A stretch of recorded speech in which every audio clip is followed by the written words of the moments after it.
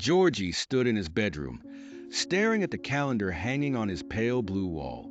The red circle around the number 15 seemed to mock him.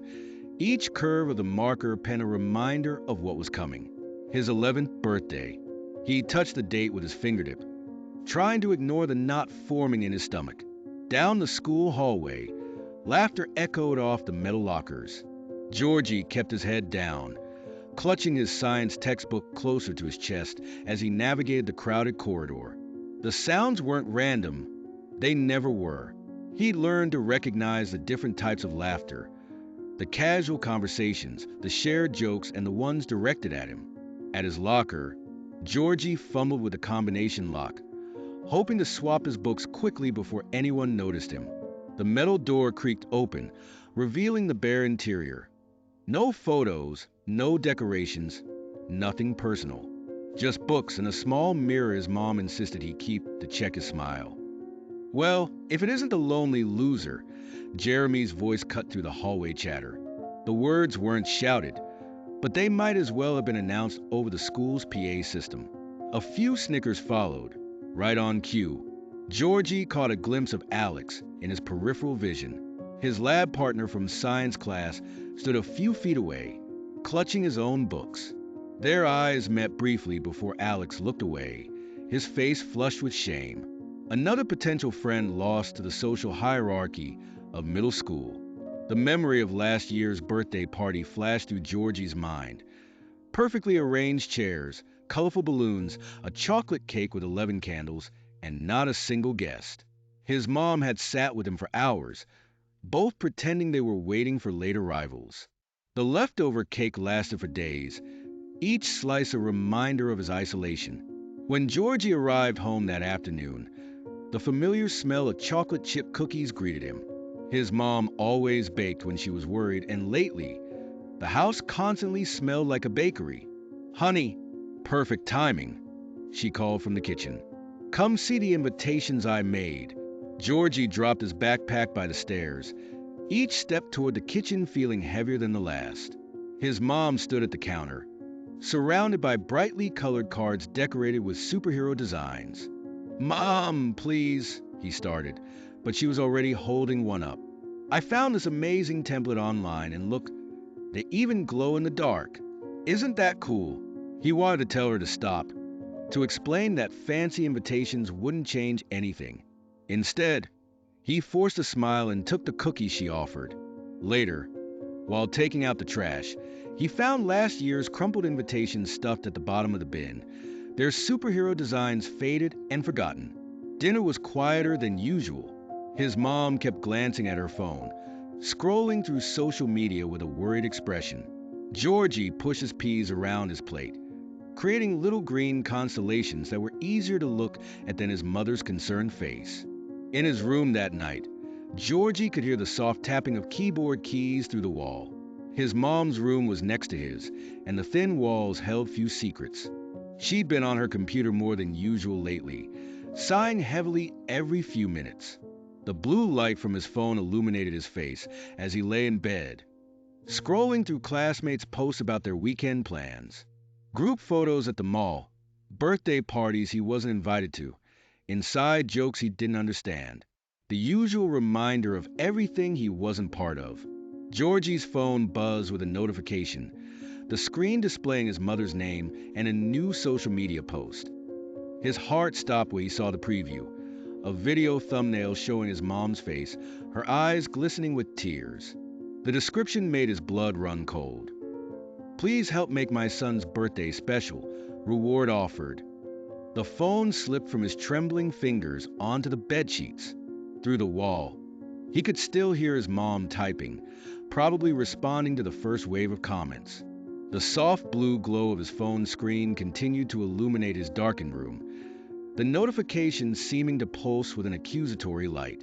"No, no, no," he whispered, grabbing his pillow and pressing it against his face to muffle any sound that might escape. His mother's voice from the video played in his head, imagining the pleading tone she must have used, the desperate measures she'd taken to try to fix his broken social life. He could already picture tomorrow at school. The looks, the whispers, the inevitable memes. Jeremy would have a field day with this. Even Alex, who sometimes showed hints of wanting to be friendly, would probably avoid him completely now. The darkness of his room felt suffocating as scenarios played through his mind like a horror movie he couldn't turn off. Would anyone show up just for the money? Would that be better or worse than no one coming at all? The thought of kids pretending to be his friend for cash made his stomach churn. From his window, Georgie could see the neighbor's house where a group of kids his age were playing basketball under the porch light. Their laughter drifted up to his room, a painful reminder of the normal childhood that seemed to exist just beyond his reach.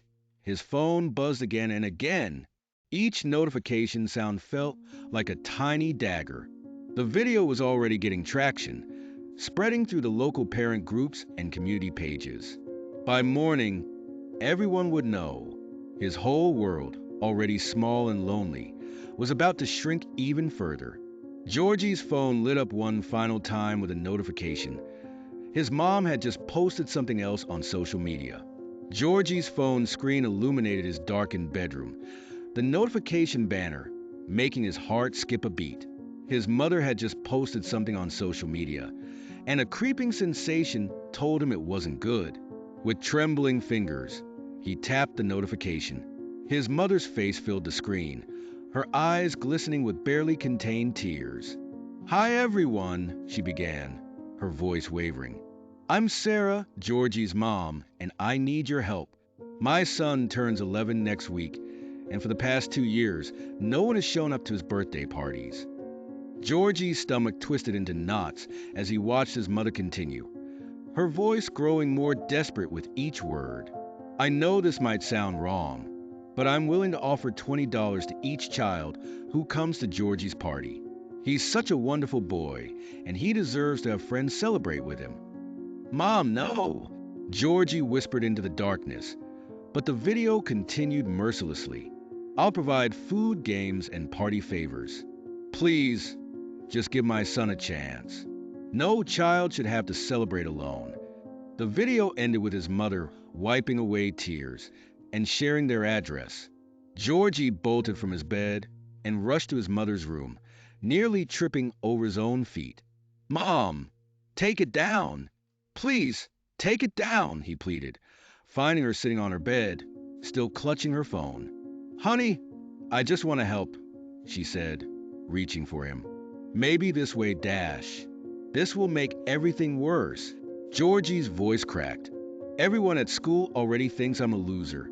Now they'll know I'm so pathetic my mom has to pay people to be my friend." Sarah's face fell as the reality of her actions began to sink in. She looked at her phone, where notifications were already starting to pop up. "I'll delete it right now," she said, but Georgie knew it was too late. Nothing truly disappeared from the internet. That night, sleep eluded Georgie. He lay in bed, watching the view count on his mother's video climb steadily higher. Comments began flooding in, some sympathetic, others cruel, all of them making him wish he could disappear. Morning arrived with the dreaded walk to school. Georgie could feel the difference before he even reached the building. Heads turned as he passed, whispers following in his wake. Jeremy stood by the entrance with his usual group, but today their smirks held a new kind of malice. "Hey, birthday boy," Jeremy called out. "How much is mommy paying today? $20 seems cheap. I'd charge at least 50 to hang out with you." Laughter erupted around him. Georgie kept his head down, clutching his backpack straps so tight his knuckles turned white. He caught sight of Alex in the hallway, their eyes meeting briefly before Alex quickly looked away, shame coloring his cheeks. In class, Georgie could hear the video playing from multiple phones, his mother's emotional plea becoming a soundtrack to his humiliation. Mrs. Thompson, his English teacher, confiscated 3 phones before giving up. Shooting Georgie sympathetic glances he pretended not to see. During lunch, he hid in the library's furthest corner, but even there, he couldn't escape. 2 freshman girls walked past, watching the video on their phones, unaware of his presence. "Poor kid," one whispered. "Can you imagine being so lonely your mom has to bribe people to come to your party?" "I know, right? So sad." Her friend replied, "But, like, isn't it kind of messed up? Paying people to pretend to be his friends." By the end of the school day, the video had garnered over 10,000 views. Local parent groups were sharing it, debating whether Sarah's actions were desperate or damaging. Georgie's phone buzzed constantly with notifications from people he didn't know, some offering support, others seizing the opportunity to mock him further. Walking home, Georgie took the long route to avoid running into anyone from school. But as he rounded the corner to his street, he saw something that made his blood run cold. A news van parked in front of his house. Georgie's phone vibrated with a notification. Jeremy had just posted something new about him online. Through the window, Georgie could see his mother speaking with the reporter, gesturing animatedly. Before they could spot him, he ducked behind Mrs. Peterson's overgrown hydrangea bushes and pulled out his phone with shaking hands. Jeremy's post was worse than he'd imagined. A crudely edited version of his mother's video with added sound effects and mocking captions. "Friendship for sale," flashed across the screen in garish letters, followed by "limited time offer. Be this loser's friend for just $20. Comments were already piling up beneath the post. "This is the funniest thing ever." Faced with tears of joy. "I'd need way more than $20 though. Can't buy friends, buddy." Tears burned in Georgie's eyes as he watched the like count climb. A notification popped up. Alex had viewed the post. Another notification. Alex had liked it. That betrayal hurt more than all the others combined. Finally gathering his courage, Georgie crept around to the back door, praying the reporter wouldn't see him. He managed to slip inside and was halfway up the stairs when his mother's voice caught him. "Georgie, wait! The nice lady from Channel 5 wants to talk to you about Dash." "No!" he shouted, continuing his retreat upstairs. "Haven't you done enough?" He slammed his bedroom door and collapsed onto his bed, pulling his pillow over his head to block out his mother's approaching footsteps. The door handle jiggled. "Please, honey." Sarah's voice was muffled through the door. "I know I messed up. I couldn't bear the thought of another empty party. I was trying to help." "Well, you didn't," Georgie yelled back. "You ruined everything. Now the whole world knows what a friendless loser I am." Silence fell on the other side of the door. Then, softly, "The reporter thinks sharing our story can help other kids who feel alone." Georgie sat up, anger burning in his chest. "Our story? It's my life, my embarrassment. And now Jeremy's made it into a joke, and everyone's laughing at Alex." His voice broke on the last word. Sarah tried the door again. "Who's Alex?" "Nobody," Georgie mumbled. "Just like all my other friends." Later that night, after refusing dinner and ignoring a dozen more knocks at his door, Georgie lay in bed scrolling through the seemingly endless reactions to his mother's video. His thumb hesitated over the newest notification. A direct message from Jeremy. Something about the preview text seemed different from the usual taunts. Less mocking, more urgent? His finger hovered over the message for a long moment before curiosity won out over caution. The message from Jeremy read, "Can we talk? In person? It's important." The moment Georgie walked through the school doors that morning, he knew something was different. The usual scattered whispers had transformed into a unified buzz, and every head turned in his direction. Phones appeared from pockets and backpacks, not even trying to be discreet as they pointed toward him like accusatory fingers. "Hey, birthday boy." Jeremy's voice cut through the murmur. "How much is Mommy paying today?" The words were followed by scattered laughter that echoed through the hallway. Georgie's face burned as he clutched his backpack tighter, trying to make himself smaller.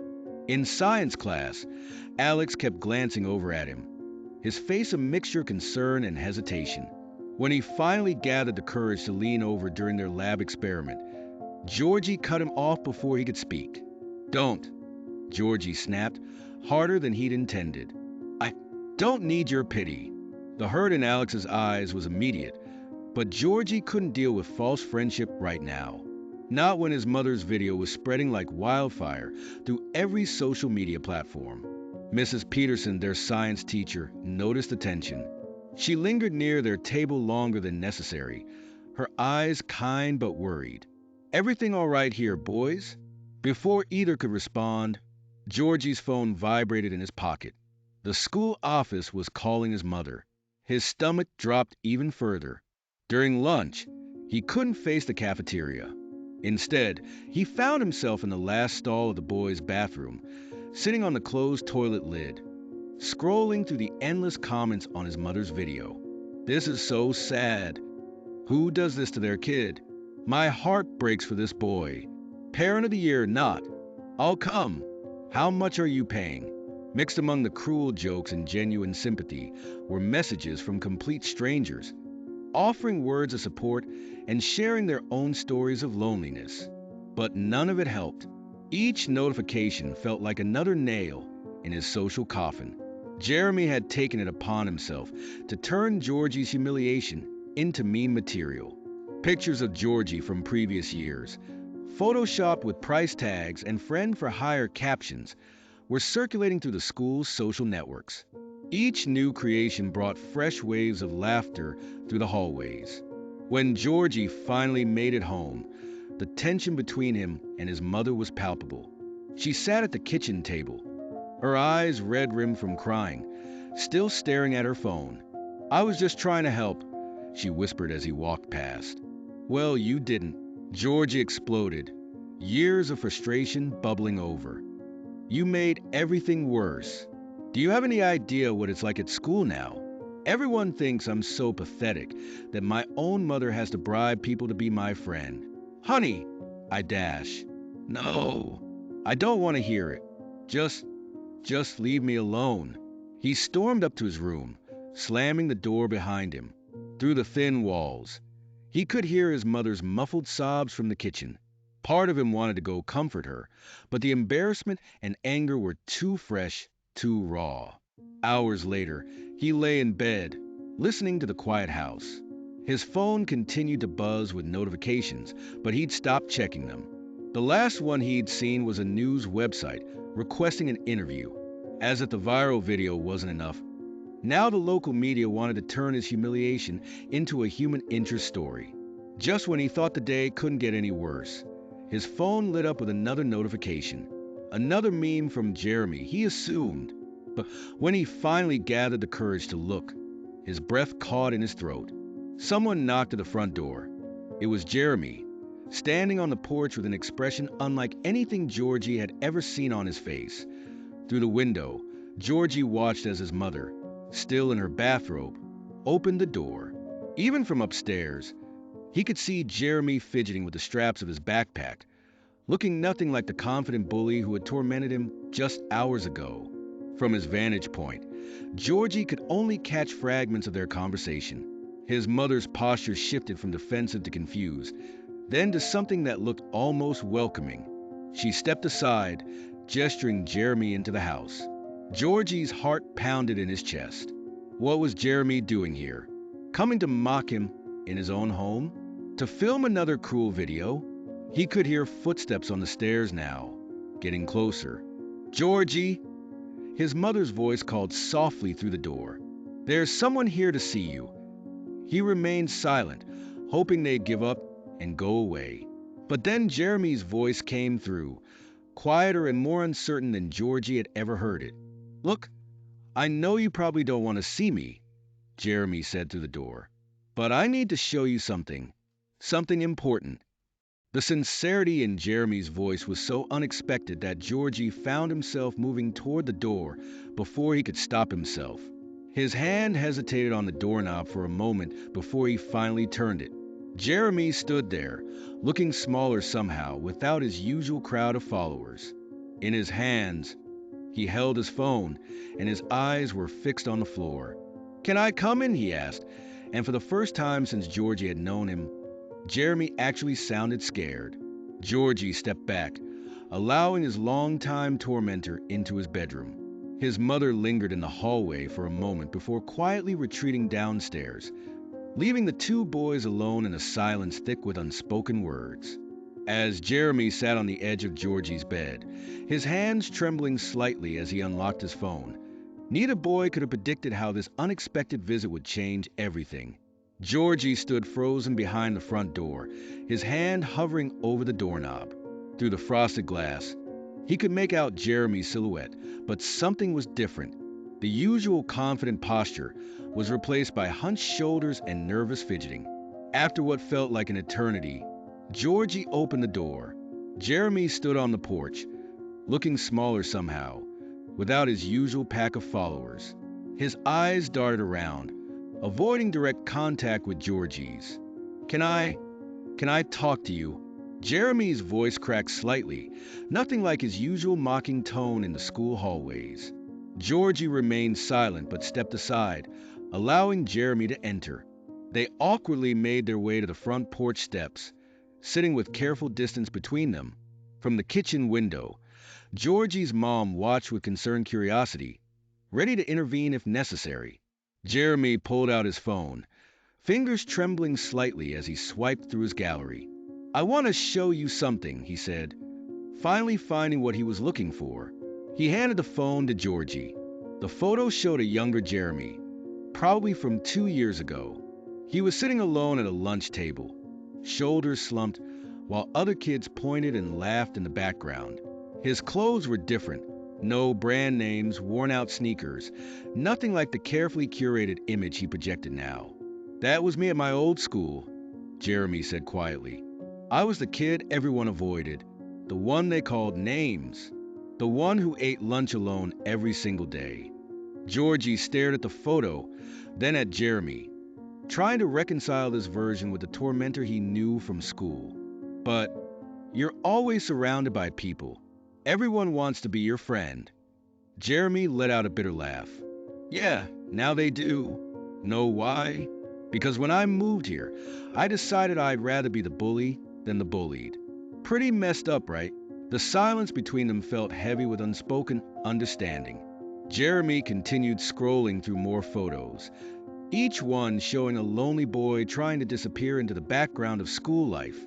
"When I saw your mom's video," Jeremy said, "it was like looking in a mirror, but instead of seeing myself, I saw what I'd become, exactly like the kids who hurt me." Inside the house, Georgie's mom had stopped pretending to wash dishes and was openly watching the scene unfold.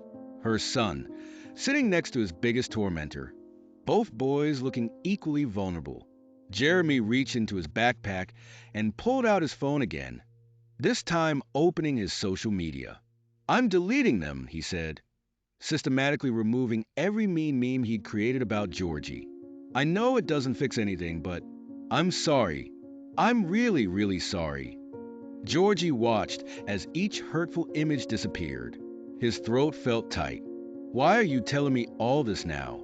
"Because someone should have stood up for me back then," Jeremy replied, his voice barely above a whisper. "And instead of being that person for someone else, I became exactly what I hated." The afternoon sun cast long shadows across the porch as they sat there, two boys bound by the same pain, albeit from different sides of it. Georgie felt his anger beginning to crack, revealing something else underneath: understanding.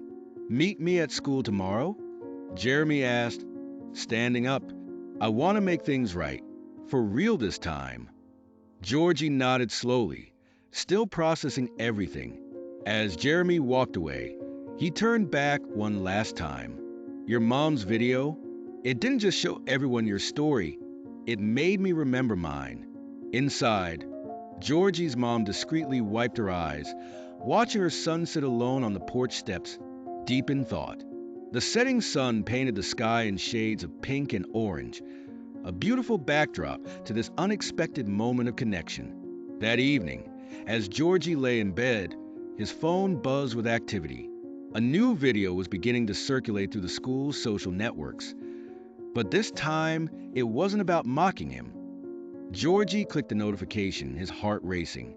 On his screen, Jeremy's face appeared, sitting in what looked like his bedroom. The usual smirk was gone, replaced by an earnest expression that made him look more like the boy in those old photos. "Hey everyone, Jeremy's voice was steady but gentle. You all know me as the guy who's been giving Georgie a hard time. The guy who made those memes. The guy who thought it was funny to watch someone suffer.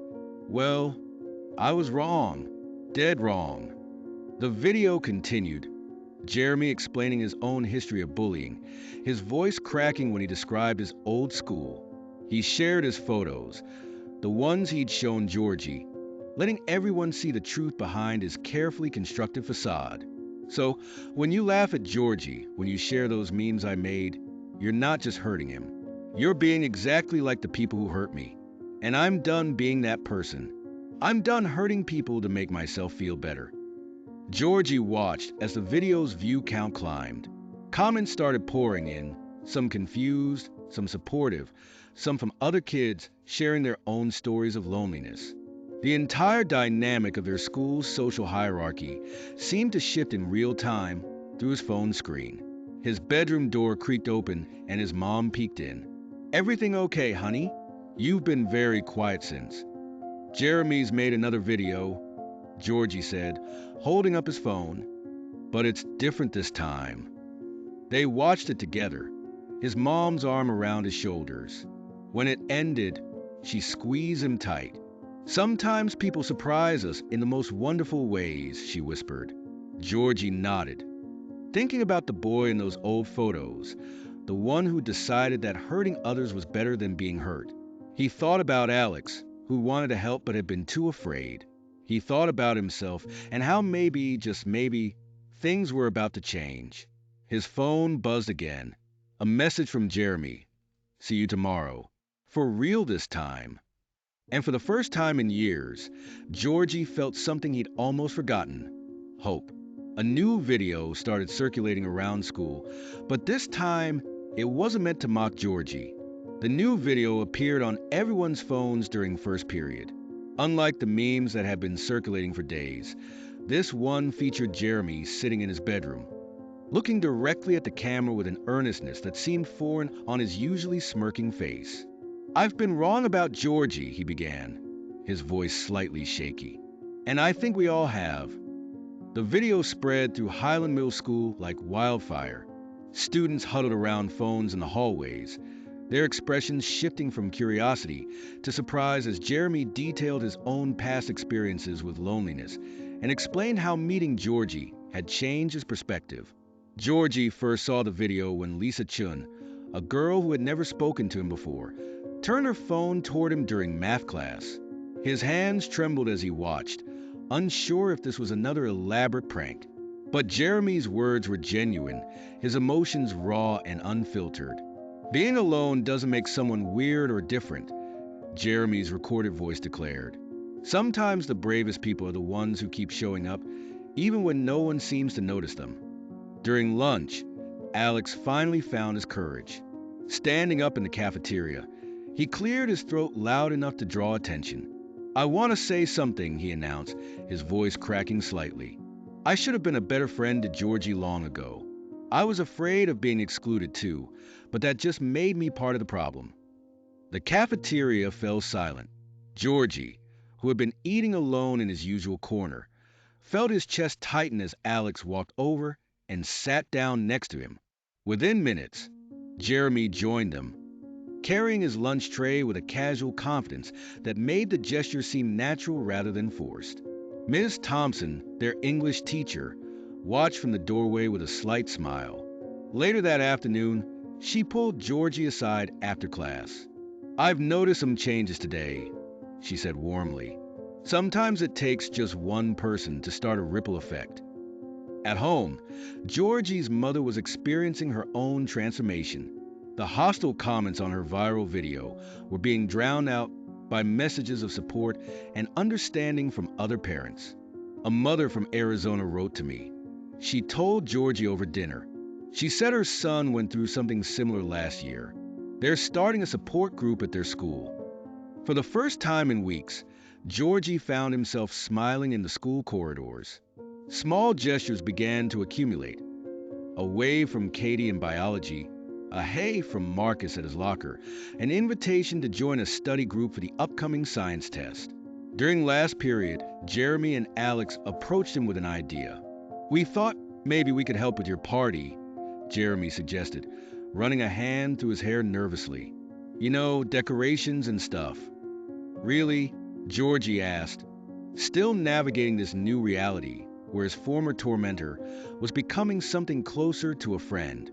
Yeah, Alex chimed in. We could make it awesome, different from, before.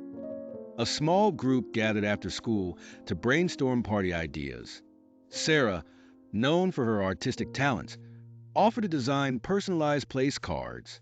Michael, whose dad owned a local pizza place, suggested he could arrange for catering at a discount.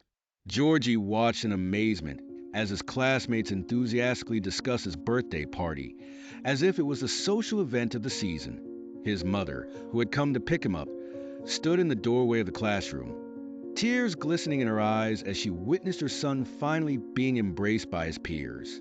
That evening, the first genuine RSVPs began trickling in, not because of money, but because something had shifted in the school's social dynamics. The party was becoming a symbol of change, a chance for everyone to prove they could be better than they had been. As Georgie lay in bed that night, his phone buzzed with messages from his new planning committee. Jeremy had created a group chat called Operation Awesome Birthday, and ideas were flowing freely. For the first time, he felt like he belonged. An unexpected news alert popped up on his phone. The local newspaper wanted to run a story about the viral video boy and the unexpected movement it sparked. His heart sank as he realized his moment of connection might be overshadowed by unwanted publicity. Georgie's stomach tightened as he read the article preview. The headline alone made him nauseous. Local mom's viral plea sparks community discussion on youth loneliness. What had started as a personal transformation was about to become public spectacle. His phone kept buzzing with messages from the party planning group, but he could barely focus on them now. The thought of reporters and cameras made everything feel artificial again, as if his newfound friendships would be tainted by publicity. Later that night, he overheard his mother on the phone with the newspaper. I understand you want to tell the story, she was saying, but I need to consider my son's feelings first. There was a pause. No, I don't think showing up at the school would be appropriate. The next morning at school, Jeremy and Alex noticed something was off. During their usual meeting by the lockers, Georgie showed them the news article preview. This could actually be good, Alex said thoughtfully, adjusting his glasses. Think about it. How many other kids feel like you did? Maybe they need to see this. Jeremy nodded, his former bully persona completely dissolved. We could use this to launch the support group we've been talking about. Show people that things can change. Throughout the day, more students approached Georgie with words of encouragement. The morning basketball players, who used to ignore him completely, invited him to join their pre-class game.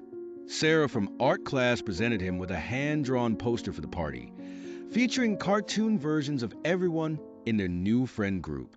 During lunch, an impromptu meeting formed in the library. What started as party planning evolved into something bigger.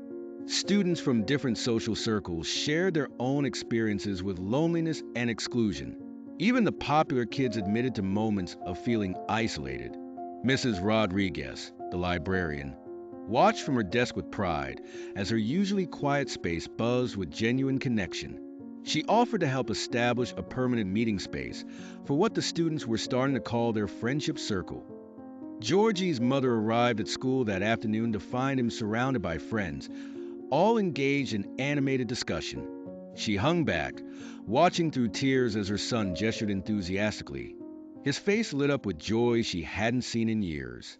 As they drove home, she said softly, "A reporter from the Herald called again.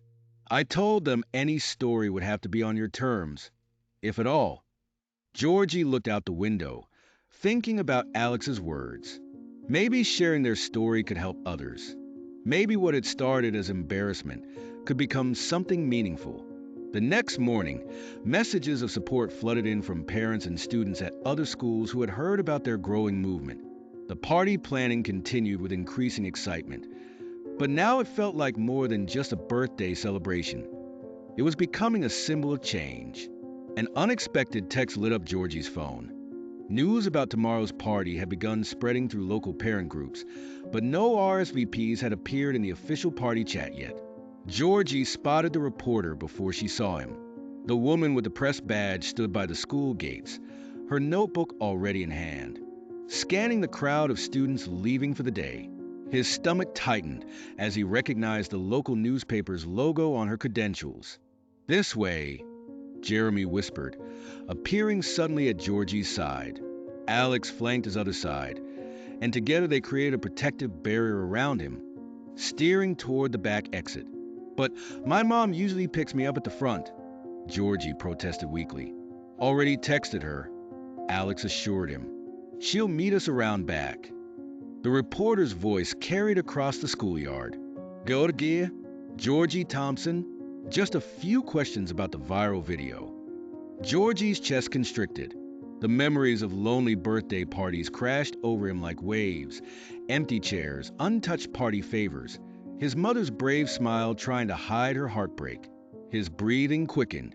"Hey, look at me," Jeremy said firmly, grabbing Georgie's shoulders. They had stopped behind the gymnasium. "Deep breaths, okay? Like this." He demonstrated, and Georgie tried to match his rhythm. Alex paced nearby, his face brightening suddenly. "What if we could use this? Turn it around somehow." "What do you mean?" Georgie managed between breaths. "The media attention. We could make it about something bigger than just your story." Jeremy nodded slowly. "He's right. Remember what we talked about yesterday, about not being the only one who's felt alone." During lunch break, they commandeered a corner of the library. Word spread quietly through the hallways, and soon other students began trickling in. The new kid from Brazil who barely spoke English, the girl who always ate lunch alone, the boy who got teased for his stutter. Georgie found himself sharing things he'd never said aloud before. "Sometimes the hardest part isn't being alone," he admitted. "It's feeling alone even when you're surrounded by people." Heads nodded. Stories emerged. The Brazilian boy described his first weeks in America, understanding nothing, fearing everything. The girl with the lunch table confessed she'd changed schools 3 times due to her father's job. The boy who stuttered revealed he'd stopped raising his hand in class 2 years ago.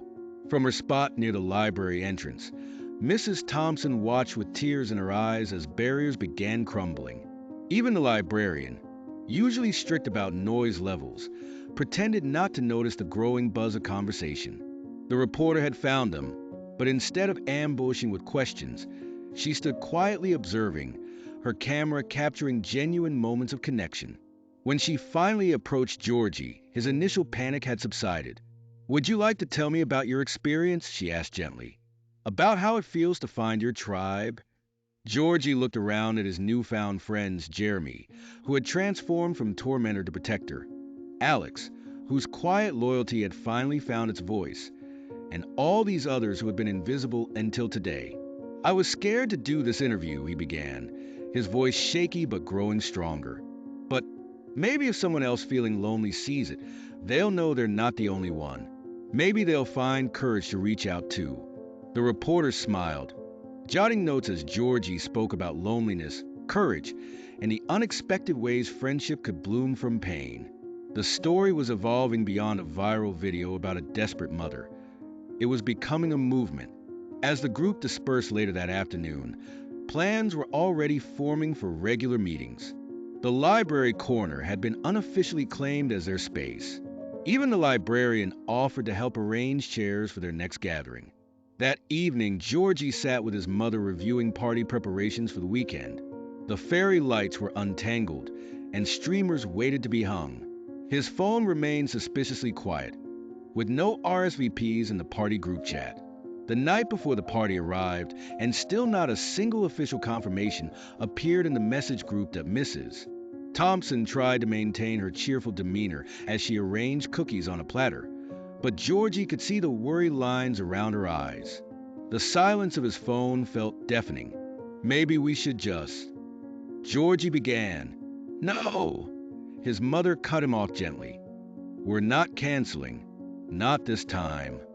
Georgie retreated to his room, declining dinner despite the tempting aroma of his favorite lasagna wafting up the stairs.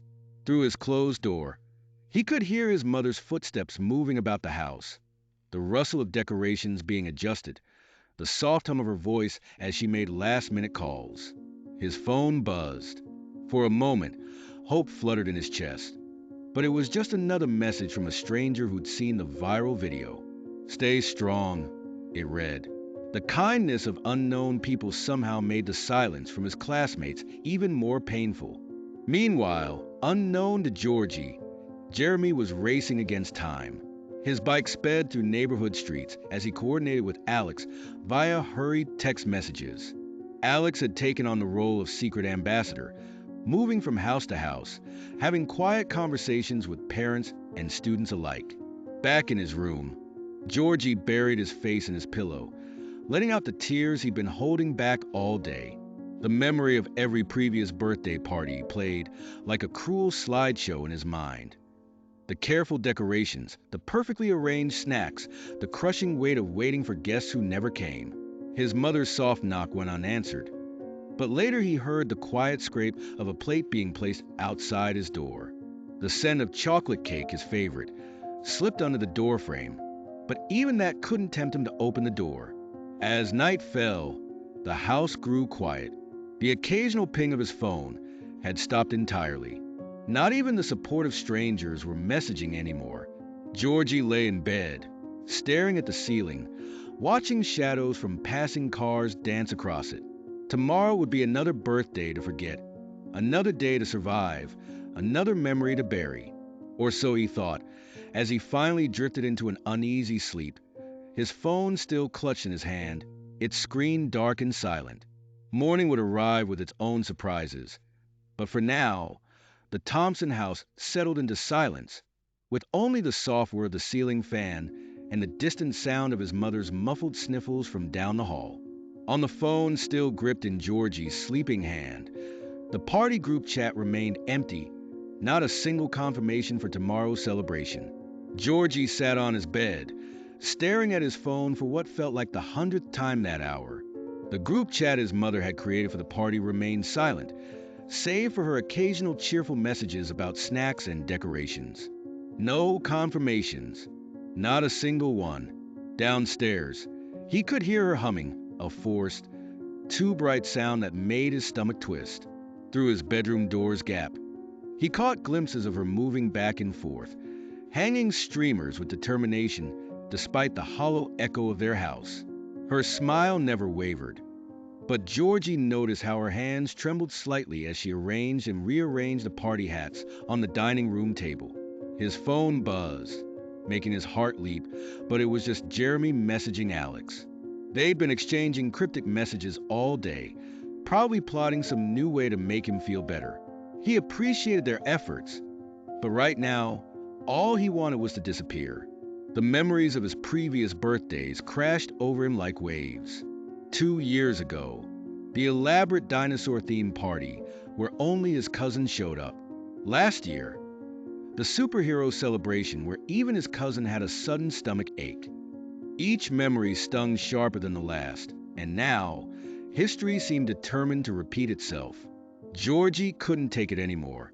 He marched downstairs, finding his mother balancing on a chair to hang a happy birthday banner. "Mom, please," his voice cracked. "Let's just cancel everything." She turned, wobbling slightly on the chair. "Sweetie, we can't. Not this time. We have to trust Dash." "Trust what?" he interrupted. "Trust that your viral video somehow made everyone want to be my friend? Trust that they're all just keeping it a surprise?" His voice rose with each question. "They're not coming, Mom. They never do."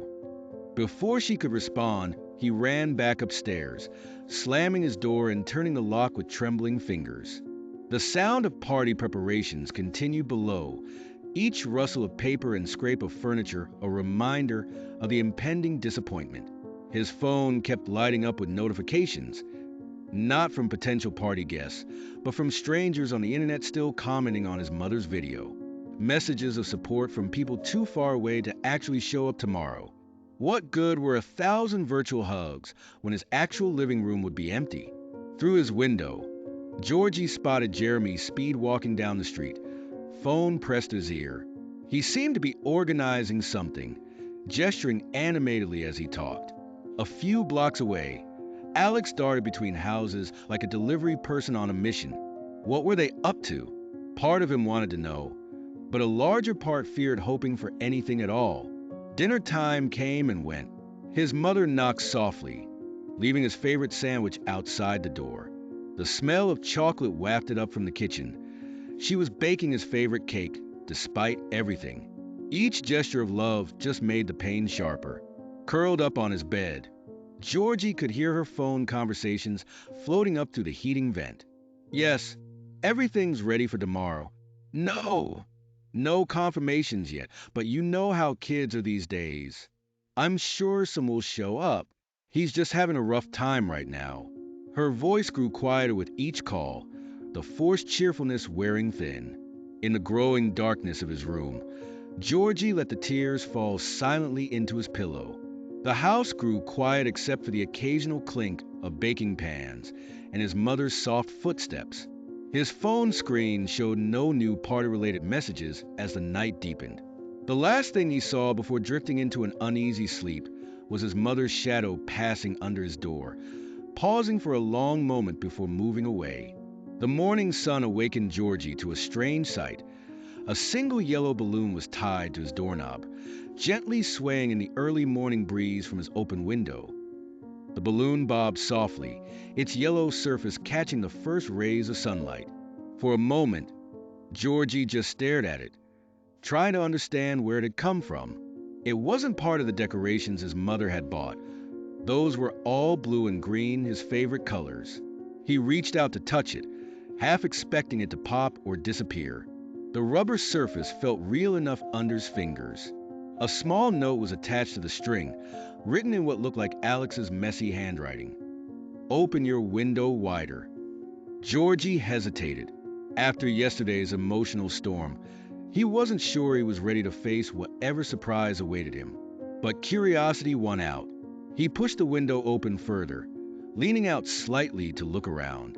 More balloons had appeared, creating a trail down the side of his house to the front yard. Yellow, every single one of them, like a path of small suns leading somewhere unknown. From his vantage point, he could see movement at the end of his street. Was that Jeremy on his bike? His phone remained silent in his pocket, still showing no party confirmations. The house below had gone quiet. Even his mother's usual morning bustle was absent. The silence felt different somehow, expectant rather than empty. A car drove slowly past their house, and Georgie could have sworn he saw Alex ducking behind a neighbor's bush. What were they planning? The knot in his stomach tightened, a mix of hope and fear making it hard to breathe.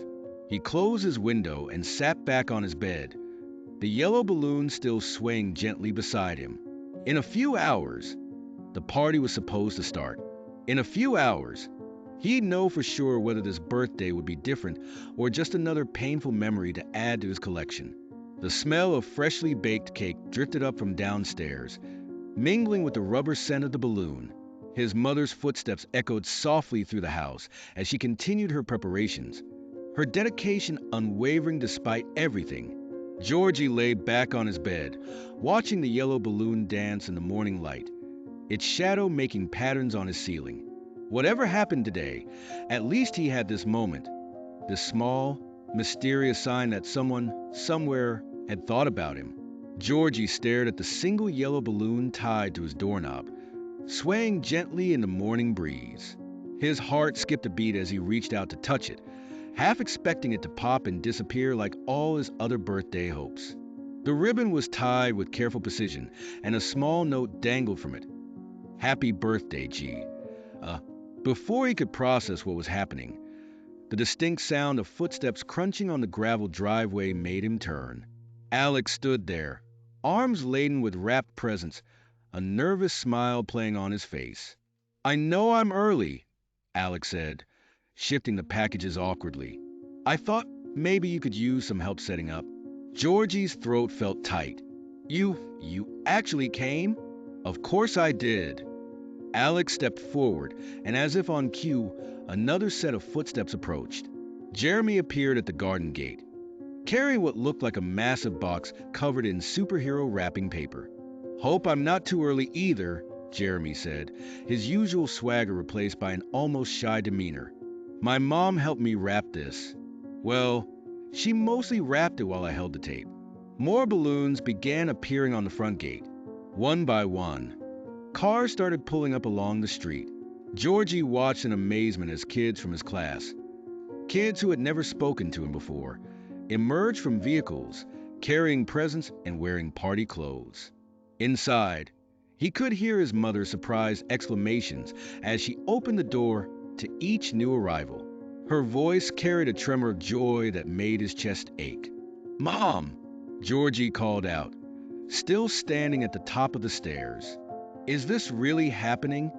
She looked up at him, tears glistening in her eyes. "Come down, sweetheart. Your friends are here."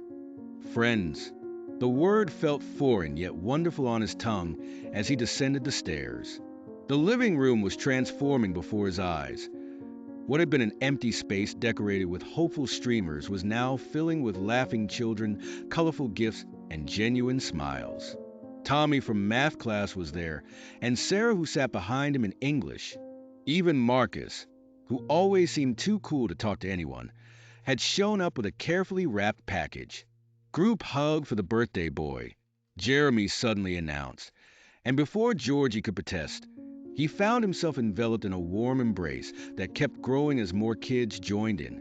He could feel the genuine affection in their arms, the real happiness in their laughter.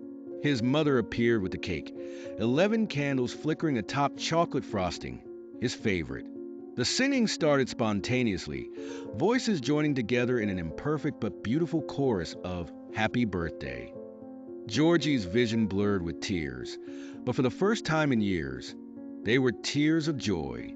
As he looked around at the smiling faces, he caught his mother's eye. She stood in the doorway, one hand pressed to her heart, watching her son finally experience the birthday party he deserved. The viral video that had caused so much pain had somehow transformed into something magical. "Make a wish," Alex whispered as Georgie leaned toward the candles. But looking around at his full living room, at Jeremy and Alex standing proudly beside him, at his mother's radiant smile, Georgie realized something extraordinary. He couldn't think of anything to wish for. Everything he had ever wanted was right here in this room. Taking a deep breath, he blew out the candles to enthusiastic applause. As the smoke curled upward, carrying away years of lonely birthdays, Georgie's smile grew wider than it had ever been. Presents were piled high on the coffee table, each one representing not obligation or pity, but genuine friendship. Among them sat a mysterious box, slightly larger than the others, with intricate patterns drawn on its wrapping paper, and a card that simply read, "Open this one last, it's special." As the party continued, children spread throughout the house, filling every corner with the kind of joyful chaos Georgie had only dreamed about. In the kitchen, a group gathered around the snack table, sharing stories and laughing at Jeremy's surprisingly good jokes. Alex had organized an impromptu game of charades in the living room, and even the usually quiet kids were getting involved. Georgie's mother moved through the crowd like a conductor orchestrating a symphony of happiness, making sure everyone had drinks and snacks, taking photos, and occasionally wiping away tears when she thought no one was looking. Each click of her camera captured moments that would replace the painful memories of empty rooms and uneaten cake. "Hey, Georgie," Sarah called out, waving him over to where a small group had gathered around the television. "We brought Mario Kart. Want to show us if you're any good?" For the next hour, the room filled with competitive shouts and laughter as they took turns racing. Georgie discovered he was actually pretty decent at it, especially when Jeremy started giving him tips about shortcuts on Rainbow Road. "You've been holding out on us," Tommy said, playfully shoving Georgie's shoulder after losing a particularly close race. Who knew you were a secret gaming champion? The afternoon light began to soften, casting a warm glow through the windows, but nobody seemed in a hurry to leave. Parents who came to pick up their children ended up staying, chatting with Georgie's mom and sharing stories about their own kids' experiences with friendship and school. As Georgie sat surrounded by wrapping paper and new friends, he caught Alex and Jeremy exchanging meaningful glances. They seemed particularly anxious for him to open the mysterious box they kept pointing to, but something told him they were right about saving it for last. Each present he opened felt like unwrapping a piece of acceptance he never thought he'd have. Comic books from kids who'd noticed him reading during lunch, a science kit from his lab partner, even a handmade card signed by his entire class, decorated with inside jokes he was now part of. Among the scattered wrapping paper and ribbons, the special box remained, waiting patiently for its moment, promising something more than just another birthday gift. Its carefully drawn patterns seemed to hint at possibilities that extended far beyond this single perfect day. Georgie's hands trembled as he held the mysterious box wrapped in silver paper. The party buzz around him faded into background noise as he carefully unwrapped it, sensing something significant about this particular gift. The box was plain cardboard, but inside lay several folders, handwritten notes, and a leather-bound notebook with the Friendship Club embossed in golden letters on its cover. "Open it," Jeremy urged, his usual confident demeanor replaced by nervous anticipation. Alex stood beside him, barely containing his excitement. Inside the notebook, Georgie found detailed plans for a school club, hand-drawn logos, mission statements, and even a list of potential activities filled the pages. His eyes widened as he realized what he was looking at. A complete blueprint for creating a safe space for kids who felt alone, just like he had. "We've been working on this for weeks," Alex explained, pointing to various sections. "See, we already have 15 kids interested in joining. These are students who felt like you did, Georgie. They just never had the courage to speak up." Jeremy pulled out a folder containing official-looking documents. "I talked to Mr. Peterson, the guidance counselor. He's willing to be our faculty advisor.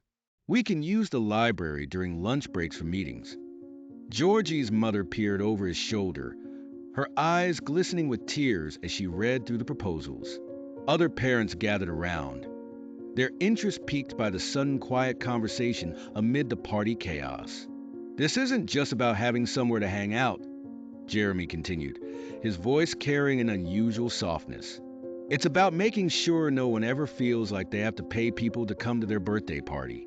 No offense, Mrs. Wilson," he added quickly, making Georgie's mom laugh through her tears.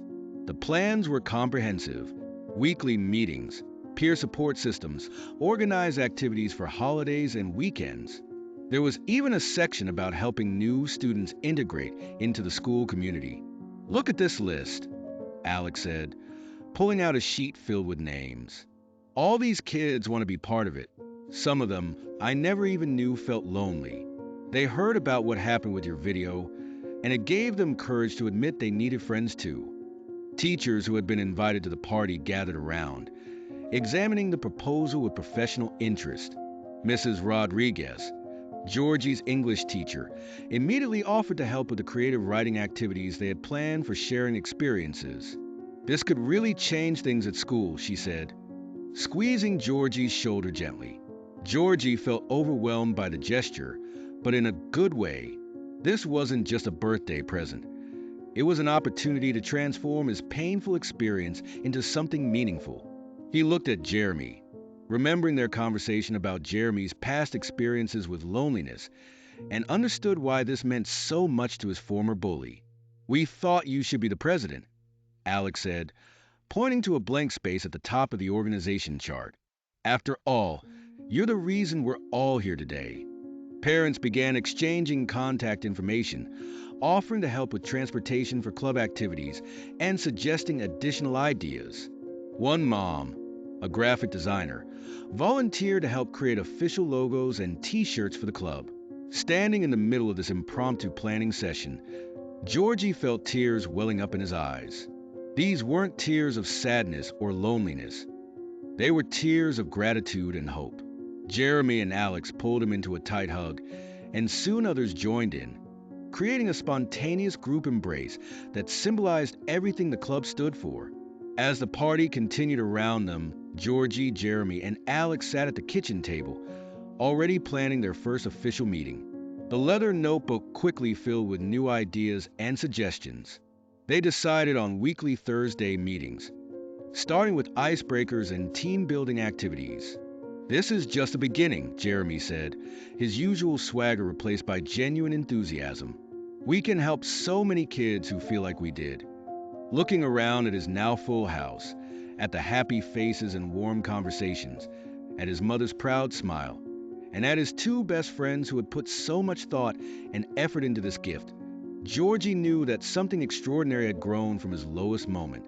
The rest of the party passed in a blur of cake, games, and laughter, but the notebook remained close to Georgie's side, a tangible reminder that the best presents don't always come wrapped in shiny paper. 1 month later, Georgie's phone buzzed with a new notification. But this time it was different. Georgie stared at his screen, a wide smile spreading across his face as he saw Alex's name pop up. Unlike the notifications that had once filled him with dread, this one made his heart leap with joy. It was an invitation to Alex's birthday party, complete with silly emojis and an enthusiastic, "You better be there." In the background of his phone, he could see the Friendship Club's group chat buzzing with activity. Today's meeting had drawn 23 students, their biggest turnout yet. The shy kid from 7th grade had finally spoken up, sharing his story about moving from another country and feeling lost. Jeremy's gentle encouragement had transformed the usually silent room into a safe space, filled with understanding nods and supportive voices. Mrs. Rodriguez had brought cookies, and they'd spent the lunch hour planning their next big project, a welcome committee for new students. The leather notebook, now worn at the edges from constant use, contained pages of ideas and success stories. Even the school principal had taken notice, mentioning the club's positive impact during the last assembly. Georgie scrolled through the recent photos on his phone. Jeremy helping a freshman find his classes, Alex organizing a study group for kids who usually sat alone in the library, the whole club wearing their new t-shirts, designed by that helpful mom, during last week's school spirit day. Each image told a story of connection, of barriers broken down, of loneliness transformed into belonging. His mother had framed the first official club photo, hanging it proudly in their living room. Sometimes, when she thought he wasn't looking, she would stop and stare at it, touching the frame gently with a knowing smile. The viral video that had once seemed like their greatest humiliation had become the catalyst for something beautiful. The club's motto, suggested by Jeremy and unanimously approved, now hung on the library wall. "No one sits alone." Simple words that carried the weight of their shared experiences and collective hope. Georgie finally replied to Alex's invitation with an enthusiastic, "Wouldn't miss it for the world," followed by a dozen random emojis, their new inside joke. He then turned to the next item on his agenda, planning tomorrow's club meeting, where 3 more students had asked to share their stories. The calendar on his wall, once a source of anxiety, now overflowed with club activities, friend hangouts, and social events. Each mark represented a connection, a laugh shared, a burden halved through friendship. The empty chairs of his past birthdays were just that, part of the past. Looking up from his phone, Georgie caught his reflection in the window. The scared, lonely boy who had dreaded his birthday was gone. In his place stood someone who had learned that sometimes the worst moments in life lead us exactly where we need to be, surrounded by exactly the right people. He picked up the worn leather notebook, preparing to add another successful meeting to its pages.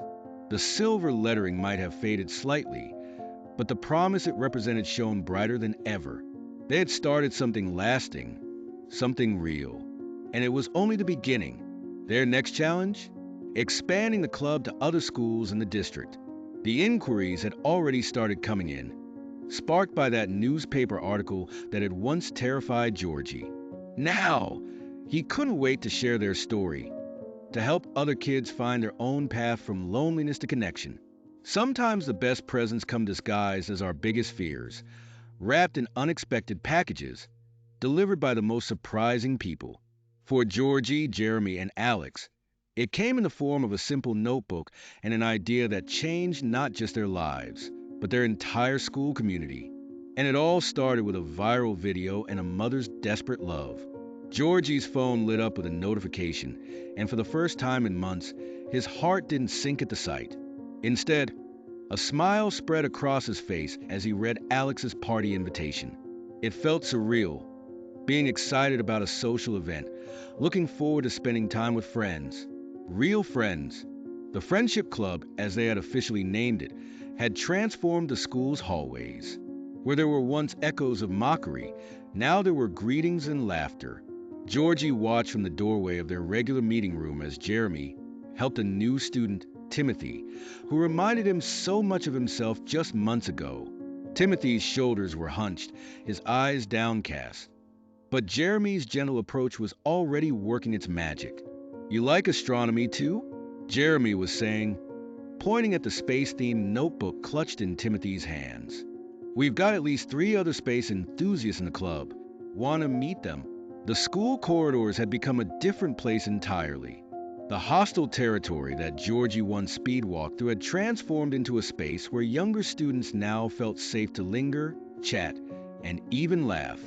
Colorful posters advertising the Friendship Club's weekly meetings decorated the walls, replacing the blank spaces where cruel memes once lived in his imagination.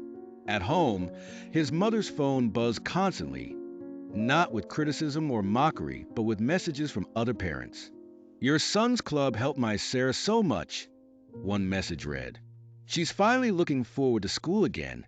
His mother would read these messages aloud during dinner, her eyes glistening with pride.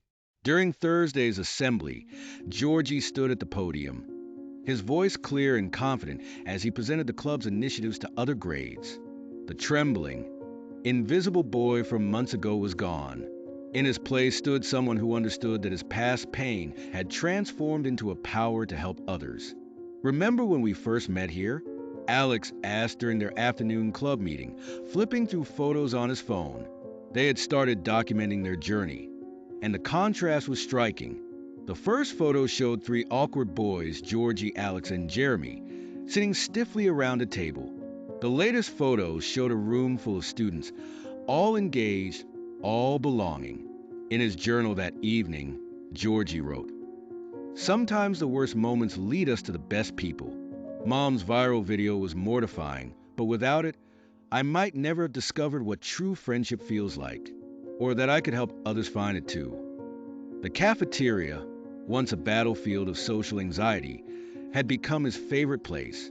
Their lunch table grew larger every week, requiring them to push more tables together to accommodate everyone. Today, the conversation bounced between comic books, weekend plans, and ideas for the club's next event. Teachers stopped by their meetings occasionally, amazed by the change in school atmosphere. Mrs. Patterson, his former science teacher, pulled him aside after class. "Whatever magic you kids are working," she said, "it's making a real difference. I haven't seen a single student eating alone in weeks." The club's next event was already taking shape, a friendship festival open to all grades. Jeremy had suggested including team-building games, while Alex was organizing a buddy system to ensure no one felt left out. Planning these events no longer felt like work. It was the highlight of Georgie's week. That evening, as he sat with his mother on their porch swing, Georgie felt her arms squeeze his shoulders. "I used to worry so much about you," she said softly. "Now I worry about having enough snacks for all your friends." They laughed together, a sound that filled their home regularly now. Walking to his room, Georgie paused at his calendar, the same one that once held only lonely circles around his birthday. Now it was filled with club meetings, movie nights, study groups, and friend gatherings. His finger traced the dates, each one representing a new memory waiting to be made. He pulled out his phone to respond to Alex's party invitation. As he typed "can't wait," another message popped up from Jeremy about tomorrow's club meeting. A new student would be joining them. Someone Jeremy had noticed sitting alone in the library, looking at his reflection in the window. Georgie barely recognized the boy who once dreaded school days. The universe had a strange way of working things out. Sometimes, it took hitting rock bottom to realize you had the strength to climb higher than you ever imagined. Outside, the sun was setting, painting the sky in brilliant oranges and pinks. Tomorrow would bring new challenges, new opportunities to help someone feel less alone. And for the first time in his life, Georgie couldn't wait to see what the new day would bring. Sometimes you have to go through the hardest moment to find the right people, those who turn tears into smiles and loneliness into true friendship.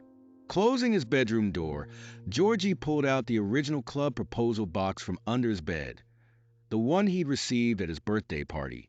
Inside, alongside the initial plans, he'd kept every thank you note from students who'd found their place in the group. Each folded paper represented a story of transformation, much like his own. He added today's note from Timothy. First day at Friendship Club. Finally felt like I belonged somewhere. Thank you. The simple words carried the weight of everything Georgie understood too well. The evening wound down with the usual flurry of group chat messages, plans for next week's meetings, suggestions for activities, and casual conversations flowed freely. Someone shared a funny meme, the good kind, the type that brought people together instead of tearing them apart. His phone buzzed one last time before bed. It was a message from his mother to the parent support group she'd started. From viral video to vital change, never underestimate the power of turning pain into purpose. Proud of all our kids. Georgie smiled, set his alarm for tomorrow, and glanced one final time at his calendar. Every marked date now represented a chance to make someone else's day a little brighter. As he drifted off to sleep, he realized that his mother's desperate video hadn't just saved his social life. It had given him his life's purpose. The lights in the house dimmed one by one, but the warmth of belonging glowed bright in every corner. Tomorrow would bring new chances to spread that light even further, and Georgie was ready for whatever came next.